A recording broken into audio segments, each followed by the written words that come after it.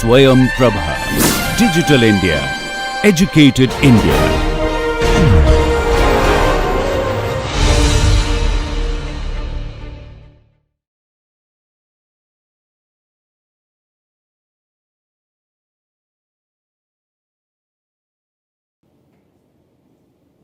No?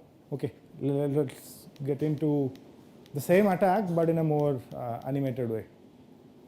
So this is the overall attack, flush reload attack, where the assumption is there is a shared library which is shared by both the attacker and victim. The attacker actually flushes few addresses of interest. Okay. Then the victim comes and reloads, and after that if spy gets a hit, it deduces that victim has brought it. Okay. So let's see this. So this is more animated way of saying it. So you have a shared memory where there is a shared library, so both of them can access that particular library. Initially the attacker flushes, so now there is nothing in the cache or the processor, and now when victim accesses, it brings the data into the memory. Then attacker tries, and if it gets a fast access, it means the victim has accessed the data. Okay. I hope everyone is clear, at least at a high level, that is trying to exploit the latency difference between a cache hit and a miss. Okay. This is possible in a multi-core system. If you remember the slide with multiple cores, where the last level cache is shared, right? So your crypto library may be running on core 0, the other application may be running on core 1, but still they share the last level cache, right? And you can do this attack on the last level cache. Okay. So these are real plots that you can see. In fact, in today's hands-on session, you will see this. So these are actually observations made by the attacker. The x-axis shows the latency or the time, and the y-axis shows how many times you got this particular latency or the time. Okay. So if you look at the difference between hit and miss, anything below 200 cycle is actually a hit. Anything above 200 cycle is actually a miss, right? So as an attacker, when you try to access a particular address and you measure the time it takes, if it takes less than 200 cycles, you can say, okay, it's a hit, right? If it takes more than that, you will conclude that it's a miss. Okay. So for your hands-on, you will use this instruction. So it's already coded. So Sumon has already shared a set of GitHub links. So during the hands-on, you will actually run them and see them, how exactly a covert channel is created. So this instruction will give you timestamp. So it's basically a clock. So you do a memory access, you do a array access, and ask this guy, okay, how many cycles it took, right?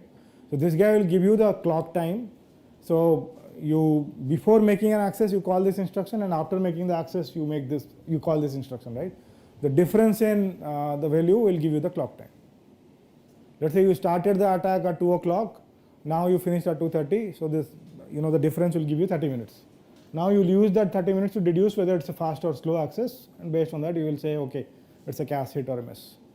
Okay, clear? So there is another variation of attack called flush and flush. Let me put everything here. Just try to absorb it.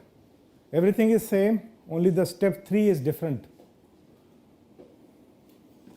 So the first step is spy flushes the cache line or the address. The victim comes and reloads. But the third step is spy is flushing the access again. Did you get the difference? The previous was flush and reload. The attacker or the spy was trying to access the address again. That was reload in the step 3. But now it is flushing the same address again. How does it help? If it helps. Blocking the process from happening, right? So whatever the victim wants to do, it won't be able to continue with the... No, these are two different processes. Victim will continue as usual. So she was saying that it's blocking the the progress of a process, but that's not true. These are two different processes, right? Weren't we flushing them too for like every bit so that we know if it's 1 or 0? Sorry. Weren't we flushing for every bit so that we know if it's 1 or 0? No, so the question was we should flush for every bit and not for. Flush the process as a whole at once. No, we are not flushing for the process as a whole. We are flushing for those addresses of interest, right? So if you do a printf ampersand of those square modulo reduce, you will get addresses. So you are just flushing those addresses. But we're doing it we're doing it every time so that we know the value of each bit, right? Exactly. Because the key is it's the length of the key is not 1, right? So you have to keep on doing it. Is it not the same thing? We're flushing it again. That's what I'm saying. So what is the difference?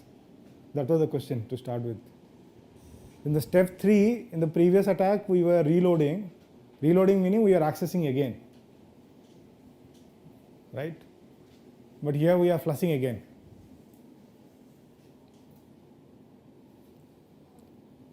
Just try to think in the previous case, when you do your reload, what are the two possibilities?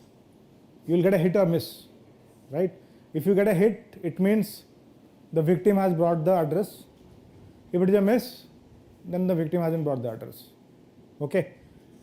Now if you are trying to flush, what are the possibilities? It happens fast, which means Go slow, go slow. if it happens fast, If it happens fast, then empty, so there was no access. no, it's actually the other way. So if you are trying to flush and if it takes more time, then it means flush hit. It is subtle. Okay. What I am saying is there is an address in the cache and you are trying to flush it, and if you use RDTSC instruction to measure the time, it will take more time. Why? Because there is an address in the cache will actually go and then flush it out from all the levels of cache and then put it into DRAM. It's taking more time. Okay. If it is a miss, then nothing to be done, right? So it will be faster. So it's an attack where miss is faster than hits. Is this clear? If it is a miss, there is no address to flush, so it will get over pretty soon. If it is a hit, that means there is an address that has to be flushed. So it will go and check whether it's in L1, whether it's in L2, whether it's in L3. It will make sure it's flushed out. So that will take time. Okay. But at the end of the day, again, you are measuring the difference between hit and miss. But here the intuition behind hit and miss is different. Here hits are slower and misses are faster. Is this clear? Okay. So we will give you the flush reload attack for your hands on. If you want, you can try your luck with flush and flush attack. Okay. So far we are assuming there is a shared library that is shared by both attacker and victim.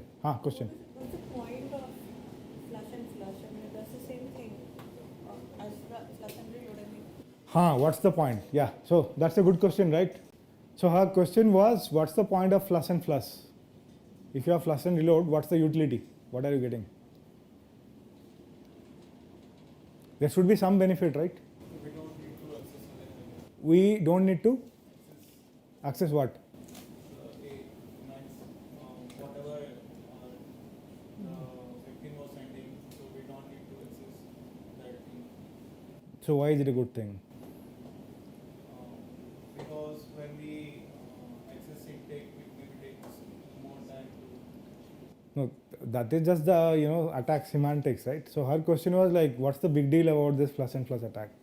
If I can attack using flush and reload, why should I go for flush and flush? So is it because the frequency of cache misses is more, so Okay, so then so it will just be quicker to do this kind of attack then? It fair will take enough. less time. It will be faster because you won't be sending memory access. Anything else? Go on. In flush and reload, we have to make sure that we are trying to read from the L3 cache, because if it's in L1 or L2, then that's not the shared space. In flush and flush, it will clear out all the way from L1 to L3. I'm not sure whether I got it, but you are saying there is some notion of time which is helping you in terms of flush and flush attack. Can you think in terms of systems where, let's say, there are detectors employed in a system? Detectors meaning attack detectors. So imagine your Linux OS is putting a detector which will detect cache attacks. Which will be easy to detect, flush and reload or flush and flush? Why? Because we are firstly flushing it and then sending it again. But if we just clear the whole thing, then it will not work. No, it's not conclusive. Requesting memory access. You are requesting memory access, so It will be able to detect that. When in flash and flush, you're not accessing, requesting for anything. no, in flush and reload there is a pattern, right? You are flushing, then again accessing that address. Right here you are just continuously flushing, right? So let me just finish, okay. So if you have a detector that looks at, okay, how many memory accesses you have made in a small interval of time, then you can easily detect flush and reload. And then you can inform the OS saying, no, this guy is fishy, deschedule it, done, attack over, right? So this is a stealthy attack, flush and flush. Unless you have a pretty, highly sophisticated detection mechanism, you won't be able to detect flush and flush attack easily. Okay, does that make sense? You had a question. So I was just implementing that we can use flush and flush is better because if there is nothing change or there is no new address, we can run it continuously without any stoppages. But Yeah, so same thing, right? That's you are suggesting. Yeah, a bit more agile, right? Yeah. Anything else? Any other data points?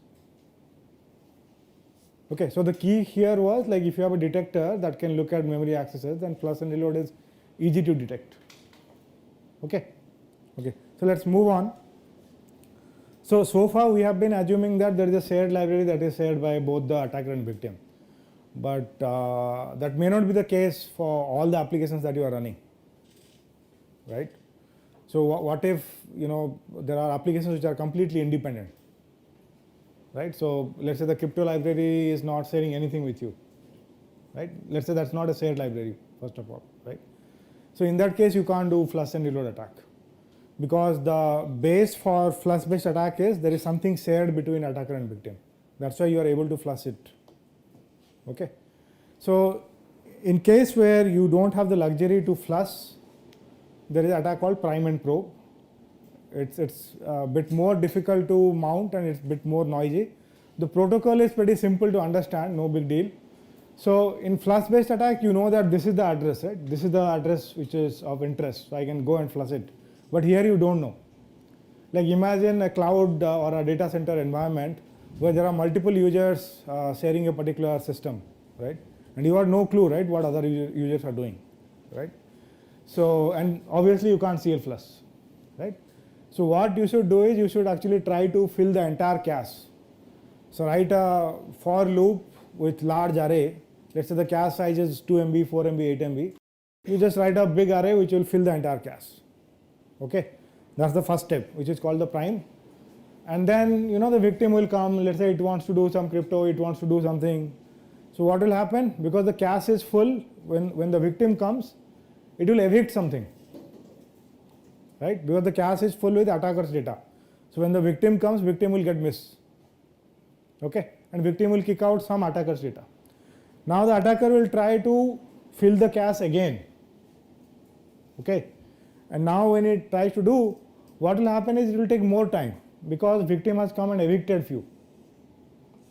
Right? If victim had not come, then when it tries to access the same addresses again, it will get hits everywhere. So again, hit and miss difference, there is no big deal here, right? But the threat model is different. You can't have sharing here, and you can't use CL flush here. Okay, so this is a more powerful attack. These attacks are mounted on Amazon EC2 on a real cloud setting, right? Where the two processors are running, and then you can actually mount a prime and probe attack. Okay, needless to say, it will be pretty slow because you need to send requests to fill the entire cache, right? Which means you have to write a for loop with a large array just to make sure that the cache contains your own data and nothing else. Question? No? Okay. So far we have been assuming that this is the ideal case.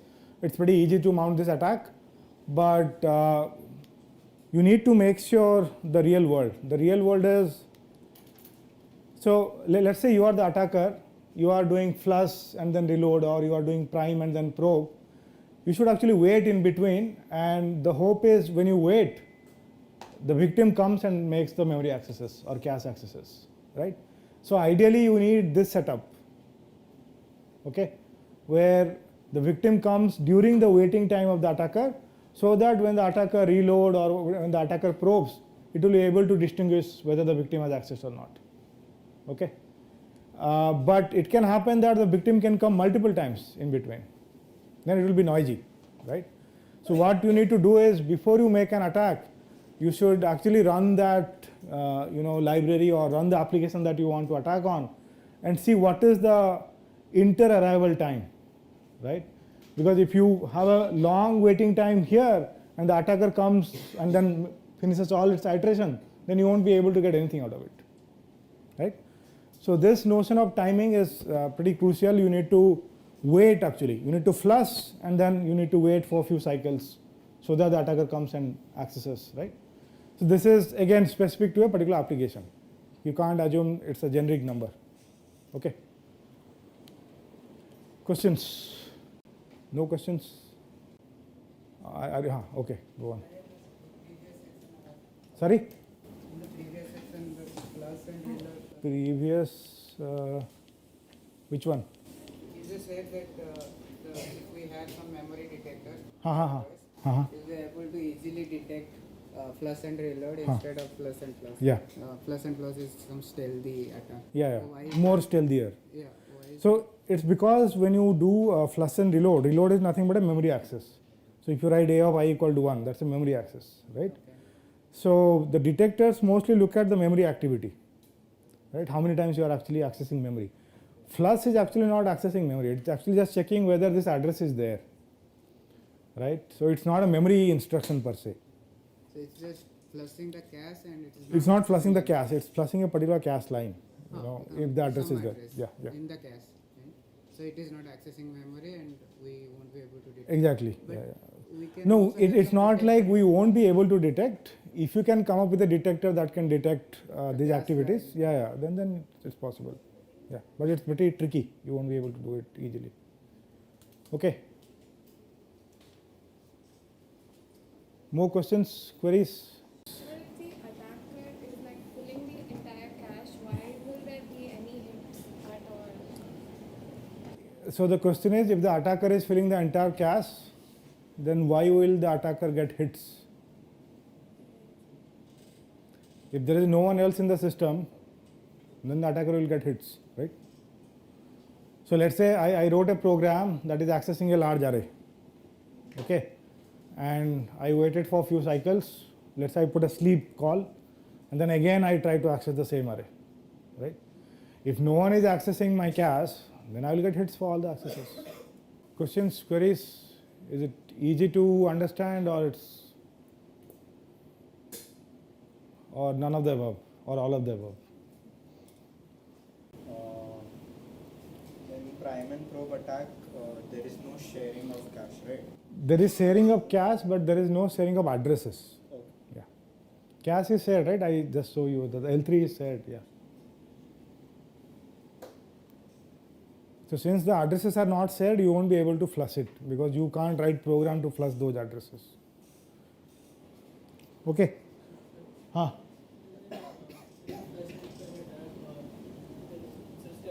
Step 2 is reload and flush reload.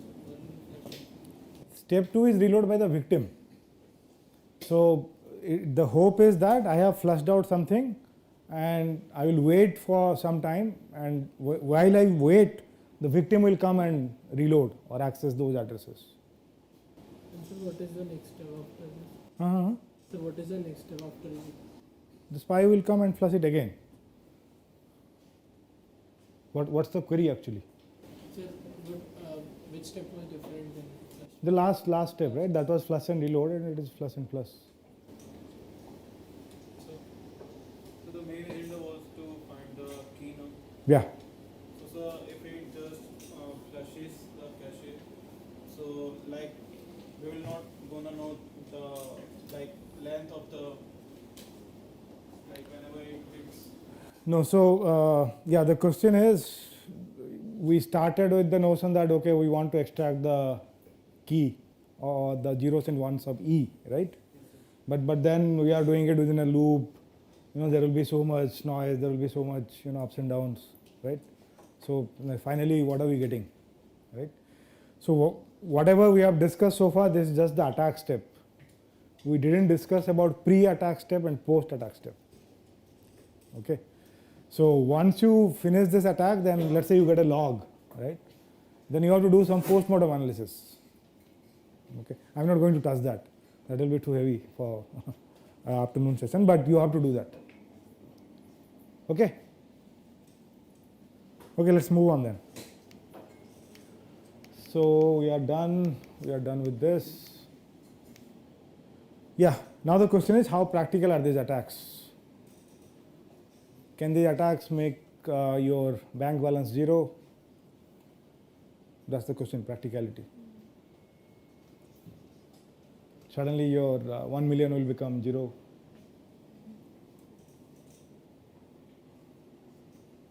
Have you heard about any attacks that are actually so practical that, by mounting attack on cash, it can disrupt, let's say, the entire financial system? Yes, no? Yes, if yes, then tell me. I haven't heard about it. Okay, as I said, right, these are pretty new field of research, relatively, compared to all other, let's say, OS security or network security. They are there for last 30, 40 years, right? So then what's the big deal? Why should winter school have a session on architecture security? It's not a big deal, right? Just that someone is doing research on some topic should not give gyan on architecture security. Right? There should be some utility. Does that make sense? Like, yeah, obviously. You should have asked this question actually.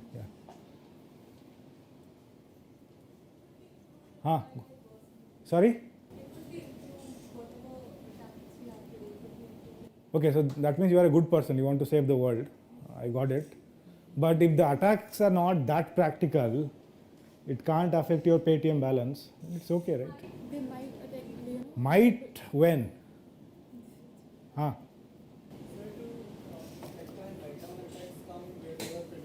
We don't know about Spectre and Meltdown, right? Spectre and Meltdown. I'll just talk about that. So any other philosophical answer?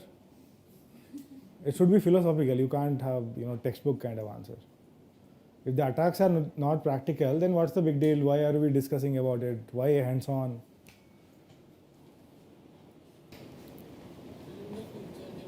In the future, when? Sorry? Okay, flush or cache attacks came sometime around 2012, 13. And then it became really popular in last 4-5 years, but it was there before. 10 saal ho gaye abhi. So if it becomes practical before you retire from your job, then it makes sense, right? Otherwise, what's the point? It will get practical because of cloud, everyone migrating. We saw that, right? Even if you do it on cloud, right? It's not that easy. See, whatever I talked from last 1 hour, right? It gives you a story like, oh, you can do this, we can do that. It's not that easy. Yeah, you can extract few things, but it's not like, okay, you can actually do my entire organization, or you can, spoil the entire banking system or whatever. If you know this,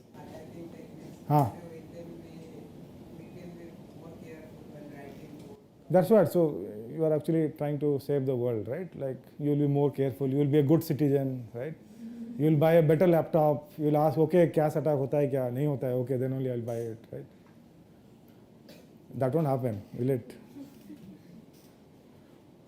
Okay, so the answer is, I think some of you are saying, right? So we don't know what's coming tomorrow, right?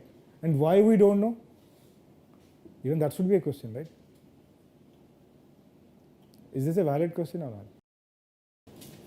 They might be doing something, attackers are always.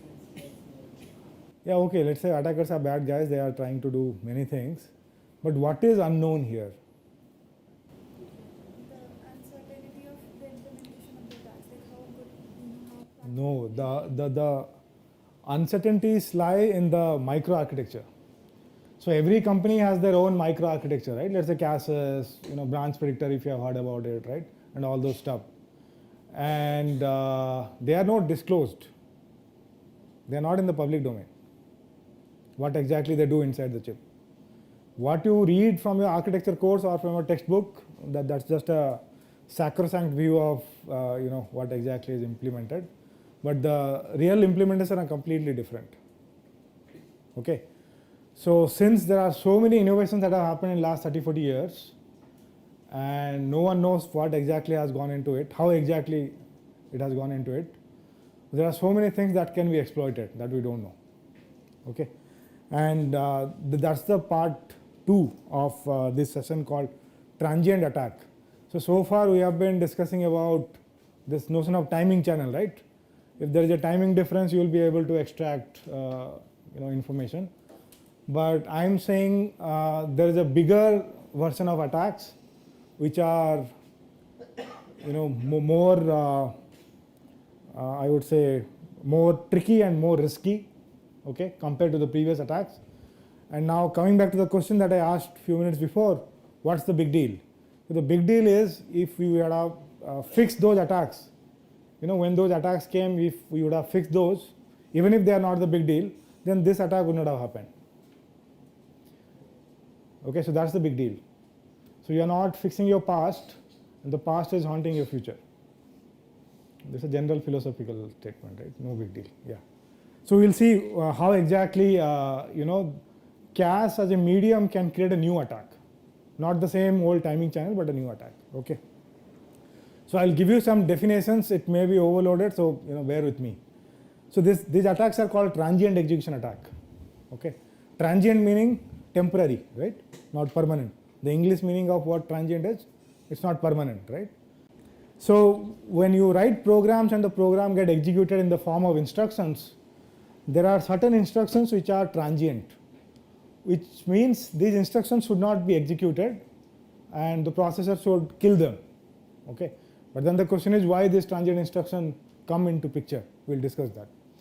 And then there are non-transient instructions which are actually permanent, right? Your program has actually written it, these are correct instructions and it should be executed. Okay.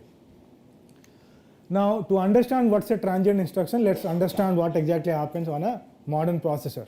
Okay. So let's assume we have written a program, that program has only 5 instructions, 1, 2, 3, 4, 5. Okay. So this is the order in which the instruction enter into the processor. Let's assume processor is a black box. Instructions are entering into the processor in this order. Okay. So this is called in order instruction fetch. One by one it's going into the processor. Okay. But to get maximum performance, what modern processors do is they execute instruction out of order. So as long as there is no dependency among these instructions, then modern processor will actually execute them in an out of order way, which means instruction 4 that should have been, or instruction 3 that should have been executed after 1 and 2, now it can happen that they can get executed before instruction 1 and 2. Okay. As long as there is no dependency meaning, let's say you are writing something to an address and the next instruction is reading something from that address. Okay, at a high level that's a dependency. So when you do that, what happens is your processor tries hard to make sure that more and more instruction can get executed at a less amount of time, just to get more performance. Okay, but the crux is once they are done, finally you have to have a commit point or a complete point where you will finish the instruction in the order in which they entered the processor. Otherwise, as a programmer, you will get random output every time you run your program. Let's say you have done your addition first, then subtraction, and let's say they are independent. Okay, then it is okay. But let's say there is some dependency, and if you don't consider this in order complete, then every time you run your program, you will get different output. Okay.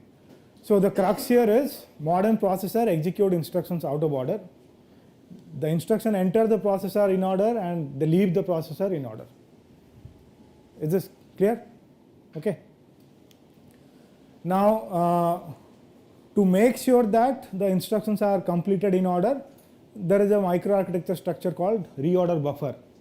So it's a buffer which keeps track when exactly instruction enters into the execution stage, so that whenever this is done, it will make sure that we follow the program order and finish 1, then 2, then 3, like that.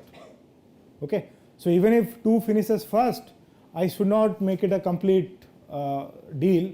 I should make sure that 1 finishes, then only 2 will finish. Okay, because anything can happen in between, right? So now, how many of you have heard about branch instructions? So branches are nothing but the control flow jumps that we discussed: if-else statement, switch statement, for loops, right? So if you pay attention to this sequence of instructions 1, 2, 3, 4, 5, let's say the first instruction is saying, you branch into a particular part of your program if something is equal to something, right? Let's say if x equal to 0, then you do something, right? And there is a structure called branch predictor. It's a microarchitectural structure. What it does, it looks at the past of these branch instructions and try to predict whether this condition will be true or false. It's just a simple predictor. By looking at the past, next time when the branch comes or the same instruction comes, it tries to predict whether the branch will be taken or not taken, which means whether the condition will be true or not. Okay. How does it help? If the branch prediction accuracy is really high, then you can actually jump into the part of the program where the branch is actually jumping, right? For example, in this case, if there is an equal condition and if the condition is true, then it goes to instruction 5, right? Then there is no need to fetch all this 2, 3, 4. You can directly go to 5, right? But if the branch predictor is not that accurate, then what will happen? You can actually start fetching wrong instruction in between, right? Let's say at this point the predictor says, okay, the condition is true and you should go to instruction 5, okay? But actually it's not going to instruction 5. Let's say the condition if x equal to 0 is actually false, but the predictor says it's true, right? Which means the processor will actually start fetching wrong instructions, right? The instructions which are actually not supposed to be executed, right? Yeah, after some point of time the processor will realize, oh, okay, it made a mistake, so I should kill them. That's what I was telling you a few minutes before. Okay, the notion of squashing the instructions or killing the instructions. Okay, is this clear? The notion of branch predictor and why it is useful. So modern processors, what they do, they employ something called speculative execution. The notion of speculative execution meaning you continue your execution assuming the branch predictor is 100% accurate, so that you will be able to execute more and more instruction. Again, performance. Okay. So the idea is you assume this guy is sacrosanct, it predicts correctly all the time, and because of that you go ahead with the prediction, right? Once in a while you will make wrong prediction and then you will actually kill those instructions when you find that your prediction was wrong. Okay, that's called speculative execution. So we discussed something called out of order processor where execution happen out of order, and then we discussed something called speculative execution where the processor moves ahead assuming everything is okay and later discards or kills instructions once it realizes, oh, it made a mistake. Okay. But remember the previous slide, I introduced a structure called ROB where instructions actually complete in order. So even if you make a mistake here and keep on fetching wrong instruction, you will only know whether you have made a right or wrong prediction when the instruction reaches the head of the ROB. So which means if this particular branch condition, if it is predicted to be true but it's actually false, you won't do anything. The processor will keep on fetching, executing everything till this instruction reaches the ROB.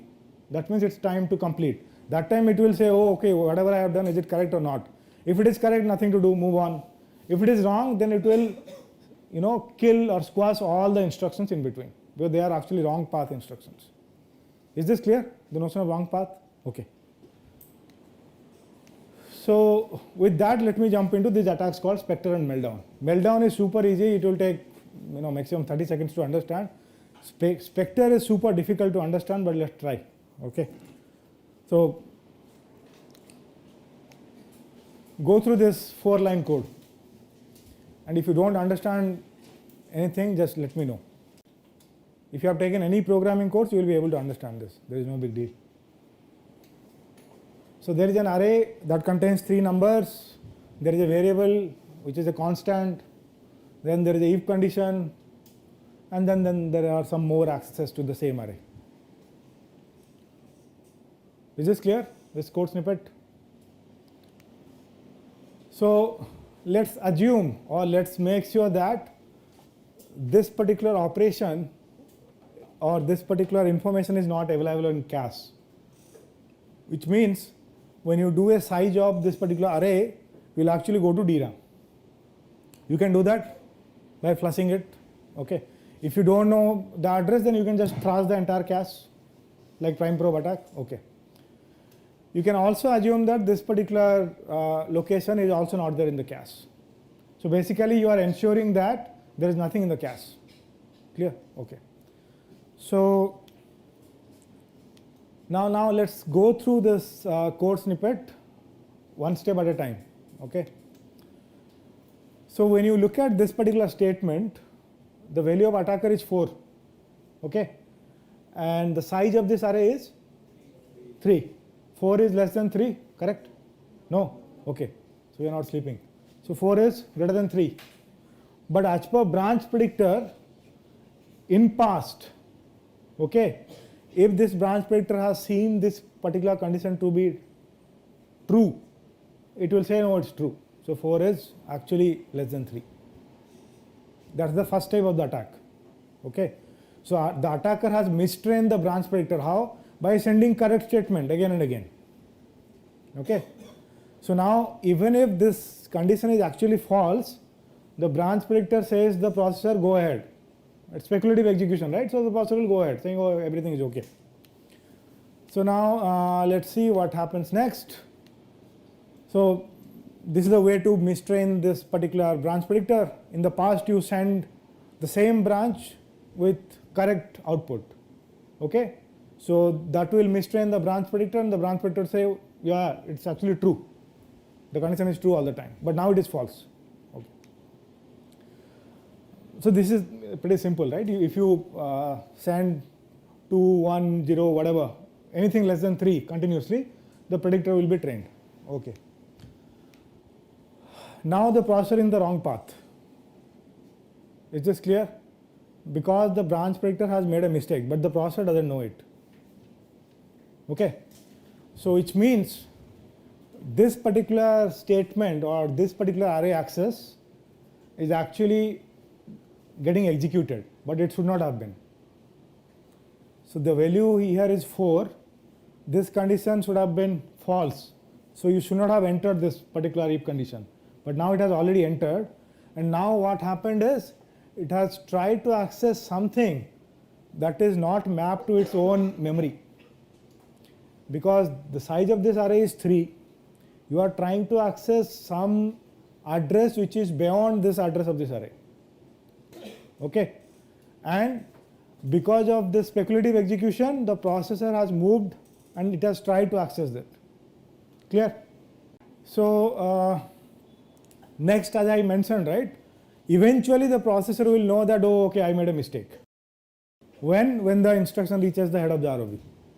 The structure that I said, right, which ensures in order complete. Okay. But by the time, let's say it takes around 200 cycles, because nothing was there in the DRAM, it's actually going on doing speculative execution. So finally, let's say the processor realized that it has made a mistake, but within that period, that now data is there in the cache L1, L2, L3. Is this clear? So the processor actually entered into a wrong path, made those accesses, and it has brought those addresses into cache. Okay. And now you can do flush and reload and prime and probe attack based on the attack model, whether you are allowed to do flush and reload or prime and probe. Okay. It's not done yet. Hang on. So now the processor realized it's a mistake. Right? I should not have done that. It's a mistake. What exactly it does, it flushes out all the wrong path instructions. Like everything that it has done, it flushes out from the processor. but it doesn't flush the cache, because cache is a microarchitecture. Okay, so then even if the processor assumes that okay, I have done a cleanup operation, the data is still there in the cache, right? And now what you should do is, as an attacker, you don't have access to this array, because this array is actually going to a different address. Remember, it was crossing the array indexing, right?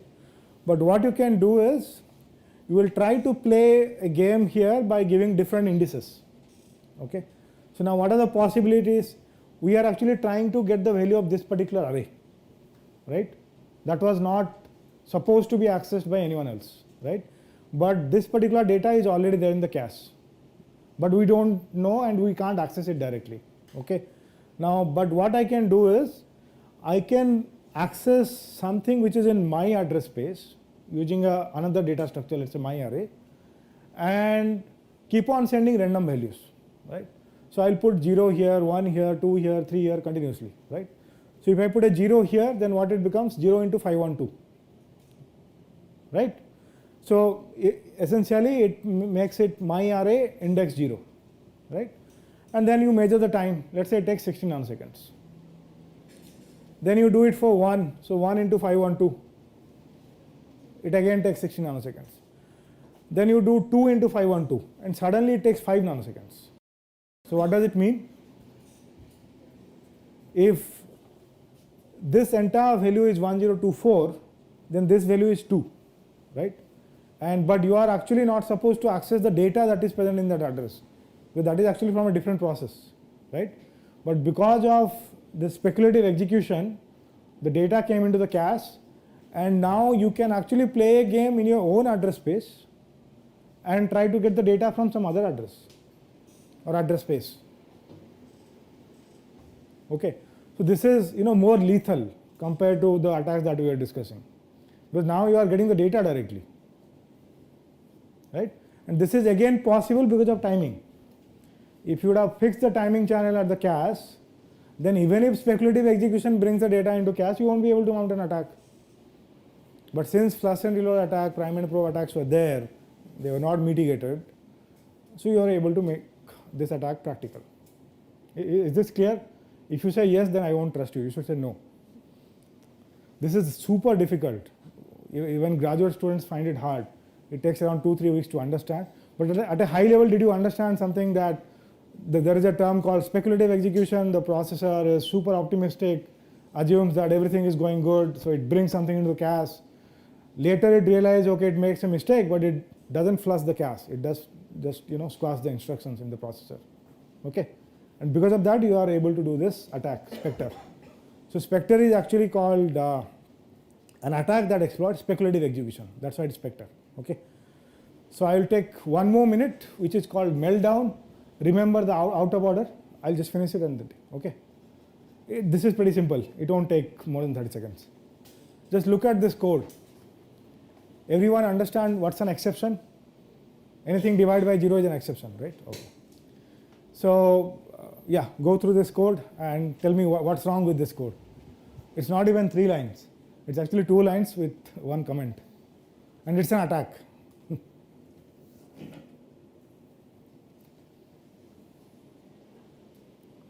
All good? Yeah, it seems you got something. No? I have already written. It's actually the out of order curse. So if you play with the order, what will happen? Before the exception is raised, the data is So this is actually kernel array. Kernel meaning OS. Okay. what bit changes and then you can just So here the deal is, in reality, you should have raised an exception, and because you raised an exception, you should not have gone to line number 3, right? You should have stopped. You should have handled the exception, right? Now the processor is super smart, right? There is no dependency. Exception is independent, this guy is independent, right? It will actually go and get this particular thing, then raise an exception, which means now this particular array is in the cache. right? And now if you do it within a loop, you can actually dump the entire kernel memory. That's what they did.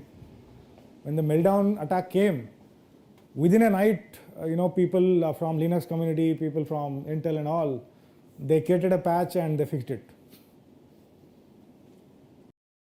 Because it's super scary, right? If you can dump the entire kernel memory into your own address space, then the entire system is compromised.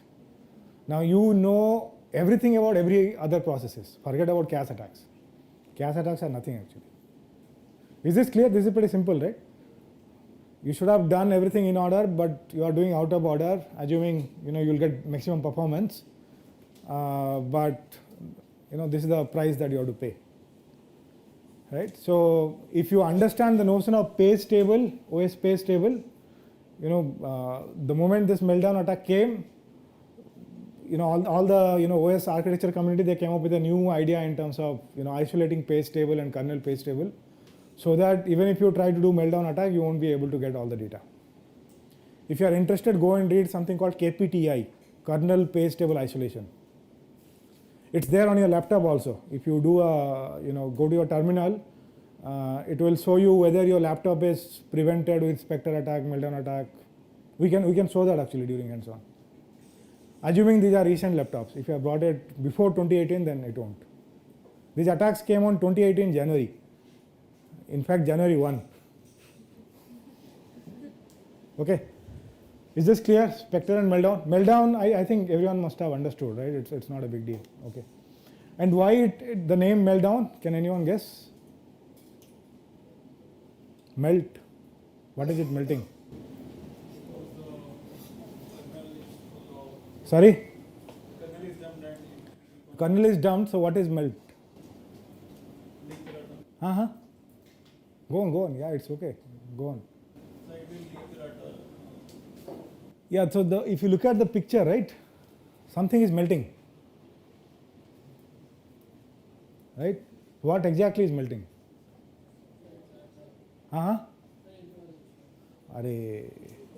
Information is leaked, that is taken. So you are actually, redefining the definition of isolation.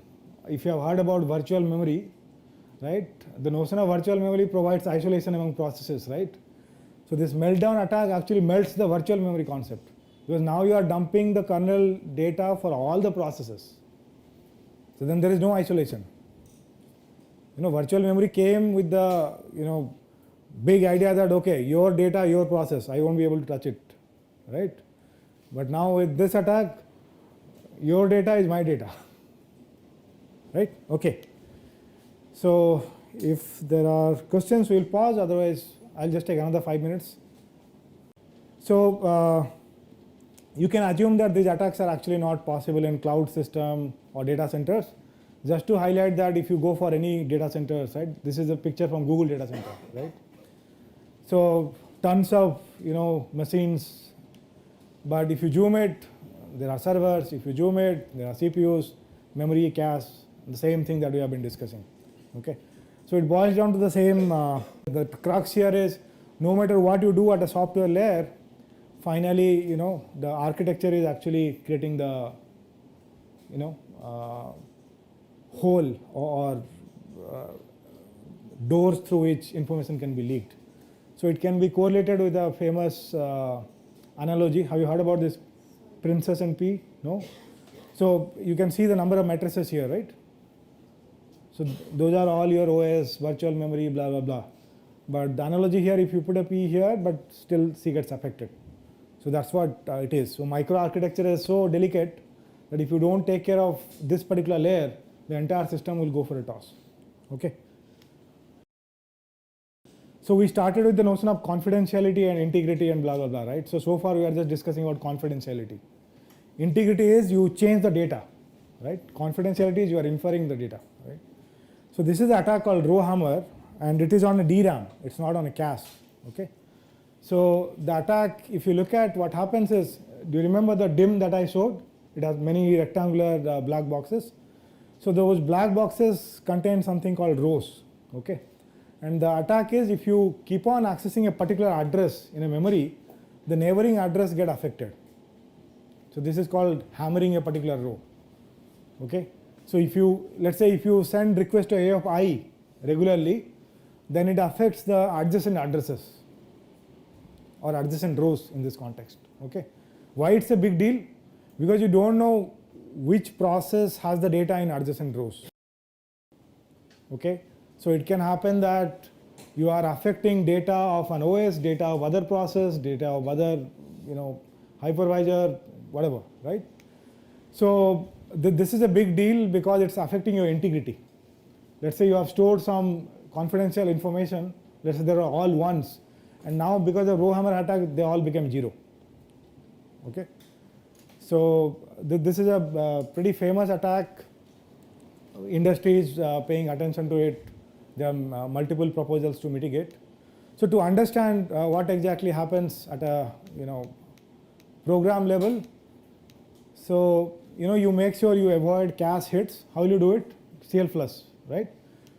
So you flush a particular address and you flush another address also. So make sure that this X and Y are not there in the cache. Okay, and then keep on sending requests to X and Y, right? This is the 6-line code. This is actually the attack. Okay, so if you keep on sending requests to X and Y, what exactly happens is, after a while, if you keep on sending this request, the content of adjacent rows get affected. This is mostly because the DRAM chips are becoming denser. More and more information is getting crammed into less area. So it's like if you keep on banging your neighbor's door, eventually you may get into your door, right? So that's how it is, right? So with that, maybe I'll stop. As we have already discussed that some of the attacks are actually not that practical, but as the future is uncertain, we don't know what exactly is coming. So it's better to look into all the ideas with the security angle. Okay, that's why this session was conducted. So if you are interested in research, you can go through all these conferences. Mostly this field of research is about proposing new attacks or proposing mitigations to existing attack or proposing attacks to mitigations. Let's say you have mitigated, I will propose an attack on your mitigation, saying that your mitigation is actually not useful, right?